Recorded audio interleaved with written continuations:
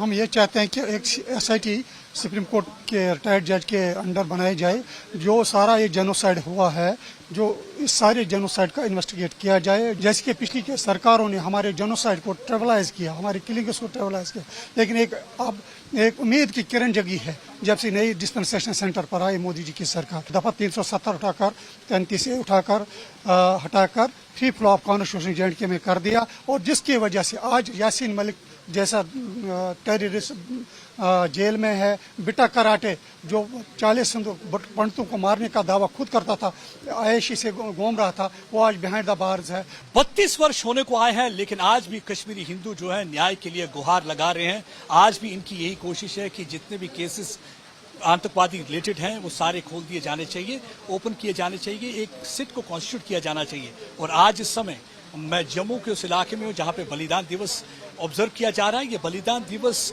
इसलिए मनाया जाता है क्योंकि आज के दिन टिकालाल टपलू की शहादत हुई थी, जिन्हें आतंकवादियों ने मार गिराया था। उसके बाद से ये जो मारकाट का सिलसिला चलता आ रहा है, जो 32 वर्ष पहले जो ये मारकाट का सिलसिला शुरू हुआ था, आज भी वो जारी है। आप देख सकते हैं कि इन लोगों के चेहरे आप ध्यान से देखिए, ये वो लोग हैं जो धर्म और अपने धर्मा के लिए और अपने देश के लिए जिन्होंने कुर्बानियां दी हैं, इनको याद करने के लिए आज का दिन मनाया जाता है। उसके साथ साथ देखिए आप, गोलियों ने तो कई परिवारों को तोड़ के रख दिया हुआ है, लेकिन जो उनके अंदर का जज्बा जुनून है, यानी जज्बा जुनून, एक तो वापस अपने घर जाने का जज्बा जुनून, एक तो जस्टिस के लिए जो वो लड़ाई लड़ रहे हैं पिछले 32 वर्ष से, वो अभी भी जारी है। मेरे साथ इस समय टेररिज्म के विक्टिम भी हैं, उनसे भी बात करेंगे, कम्युनिटी मेंबर्स भी, उनसे भी जानना चाहेंगे कि बलिदान दिवस उनके लिए क्यों इतना इम्पोर्टेंट है। मेरे साथ इस समय शीन है, इनके पिताजी अजय दर्शन भारती जी को मार गिराया था। वो वहाँ पे रिप्रेजेंटेटिव थे लोगों के लिए, वहाँ पे डेमोक्रेसी के लिए काम कर रहे थे, डेवलपमेंट के लिए काम कर रहे थे। तो आज का दिन कैसे देखते हैं, ये जो बलिदान दिवस है कितना महत्वपूर्ण हो जाता है? ये बलिदान दिवस बहुत महत्वपूर्ण है, क्योंकि एक कम्युनिटी तब सर्वाइव कर पाती है जब वो अपने मार्टियर्स को याद रखे, और सिर्फ एक दिन के लिए नहीं, बार बार। क्योंकि जब कोई हमारी कम्युनिटी के, फैमिली या अपने सेल्फ के लिए नहीं, बल्कि एक पूरी कम्युनिटी के लिए बलिदान देता है, वो हम पे कर्ज होता है जो हमें चुकाना होता है। क्योंकि अगर हम उनकी कर्ज को नहीं समझेंगे, हम उनके बलिदान को नहीं समझेंगे, तो हमारी कम्युनिटी कहीं नहीं लगेगी। सर विकास जी भी हैं, इनके पिताजी टीचर थे, बस से उतार के आतंकवादियों ने मार देते हैं। एक ही सवाल पैदा होता है कि उनका क्या कसूर था, क्या एजुकेशन प्रोवाइड करना, क्या कोई गलती थी? कैसे देखते हैं आप आज भी जब नेता डिनाई करते हैं आपके पेन को, आपके दर्द को? पहले तो मैं शत शत नमन करूंगा इन सब वीरों को जिन्होंने अपना जीवन का बलिदान दिया देश की अस्मिता के लिए और धर्म की रक्षा के लिए। देखिए, ये जो दिन आज हम मना रहे हैं, ये 14 सितंबर है, जो टिकलाल टपलू जी का जिस दिन मर्डर किया गया, ये वो दिन है। तो वो दिन में मैं ये पूछना चाहता हूँ उस टाइम की गवर्नमेंट से, जो फारूक अब्दुल्ला थे, ये सितंबर 14, 1989 का डे है। एक्सोडस जो हमारा हुआ, जो पलायन हमारा हुआ, उसके 4 महीने बाद हुआ। तो मैं ये पूछना चाहता हूँ, जब ये पहली किलिंग हुई, उसके बाद क्या स्टेप्स क्या किया उन्होंने ये सब रोकने के लिए? क्योंकि इसके बाद तो अनाहत किलिंग्स हुई, होती रही। तो जो वो ब्लेम हमेशा करते हैं कि जब माइग्रेशन हुई या जब पलायन हुआ तो तब मैं यहाँ पे नहीं था, तो इसका कोई वजूद नहीं रहता। क्योंकि ये जो आज का दिन है, ये 4 महीने पहले का दिन है, जब वो चीफ मिनिस्टर थे, उनकी गवर्नमेंट थी, और वो नपुंसक की तरह वहाँ पे बैठे रहे और देखते रहे। मैं चाहूंगा कि फारूक अब्दुल्ला इनकी बात सुने, क्योंकि फारूक अब्दुल्ला अक्सर ये कहते हैं कि जब पलायन हुआ तो उस समय कुर्सी पर नहीं थे, लेकिन जब टिकलाल टपलू जी को मारा गया तब वो चीफ मिनिस्टर थे।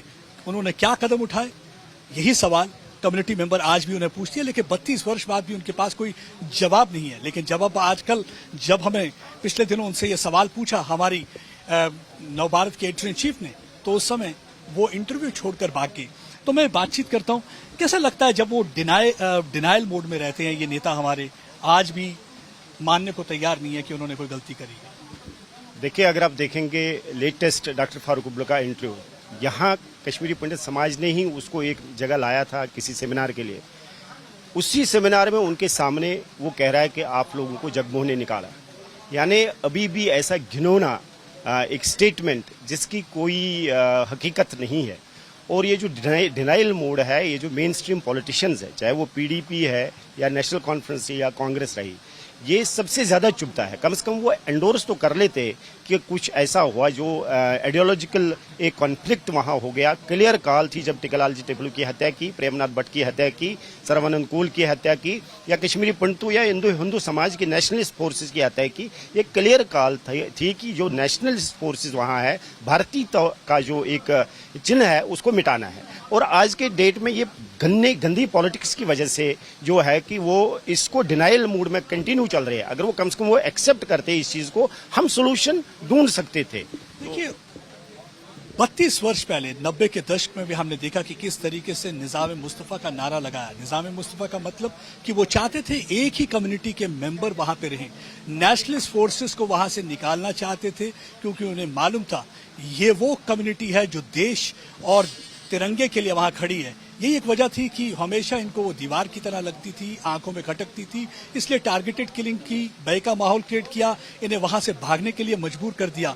और आज भी लेकिन आप देखिए जो इनका जज्बा जुनून है, आज भी वो खत्म नहीं कर पाए हैं क्योंकि इनकी आंखों में दर्द जरूर है, लेकिन आज भी वो उम्मीद की किरण इनको नजर आती है कि कुछ ना कुछ करेंगे। एक वक्त आएगा जो भी कोई मुलविस है, चाहे वो उस समय का सियासतदान था, ब्यूरोक्रेट था, जो भी कोई उस इकोसिस्टम का हिस्सा था, उसे सजा मिलनी चाहिए। आप चाहते हैं कि ये जो सारे केसेस हैं खुलने चाहिए? बिल्कुल सर, बिल्कुल सर। हम ये चाहते हैं कि एक SIT सुप्रीम कोर्ट के रिटायर्ड जज के अंडर बनाई जाए। जो सारा ये जेनोसाइड हुआ है, जो इस सारे जेनोसाइड का इन्वेस्टिगेट किया जाए, जो और कल्प्रिट्स हैं उनको वो अपने क्या अपने किरदार तक पहुंचाया जाए। जैसे कि पिछली के सरकारों ने हमारे जेनोसाइड को ट्रेवलाइज किया, हमारे किलिंग्स को ट्रेवलाइज किया, लेकिन अब एक उम्मीद की किरण जगी है जब से नई डिस्पेंसेशन सेंटर पर आई मोदी जी की सरकार। इन्होंने दफा 370 उठाकर 33 उठाकर हटाकर free flow of constitution JNK में कर दिया। और जिसकी वजह से आज यासीन मलिक जैसा टेररिस्ट जेल में है। बिटा कराटे जो 40 पंडितों को मारने का दावा खुद करता था, आयशी से घूम रहा था, वो आज बिहाइंड द बार्स है। उसकी पत्नी जो KS अफसर बनी थी उसको डिसमिस किया। कुछ ऐसे कदम उठाए जा रहे हैं इस सरकार के द्वारा, जिससे यह लगता है कि आइंदा आने वाले दिनों में हमारे जो त्रासदी है, हमारा जो तकलीफ है, उसको रेड्रेस करने की कोशिश होगी। और हम पूरी उम्मीद रखते हैं कि एक वक्त आएगा जब हमारा राष्ट्र खड़ा होकर हमें फिर से वही अपनी जगहों पर बसाएगा। देखिए काफी उम्मीद है इस सरकार से इस कम्युनिटी को। उम्मीद की वजह भी है। वजह यह है कि पिछले कुछ महीनों में हमने देखा कि किस तरीके से बदलाव आया। यासीन मलिक जैसे महात्मा गांधी, एक मर्डरर, एक टेररिस्ट, उसे महात्मा गांधी की तरह प्रोजेक्ट किया जाता था, हर जगह पे सेमिनार में जाता था और पीस को लेके भाषण देता था। इससे ज्यादा हैरानगी वाली बात क्या होगी? और जो विक्टिम था उसे कोई पूछता नहीं था, यानी कि विलन को विक्टिम बना दिया गया और विक्टिम को कोई पूछ नहीं रहा, उसकी पेन को कोई समझ नहीं रहा। और आज इनको उम्मीद है कि यासीन मलिक जेल में है, बिटा कराटे अंदर है, जो लोग आतंकवाद को सपोर्ट कर रहे हैं उन्हें नौकरी से निकाला जा रहा है। उन्हें लगता है कि जल्दी ही सरकार एक SIT भी कॉन्स्टिट्यूट करेगी और सारे जितने भी मामले हैं, केसेस हैं, खोलेगी और इस कम्युनिटी को जस्टिस मिलेगा।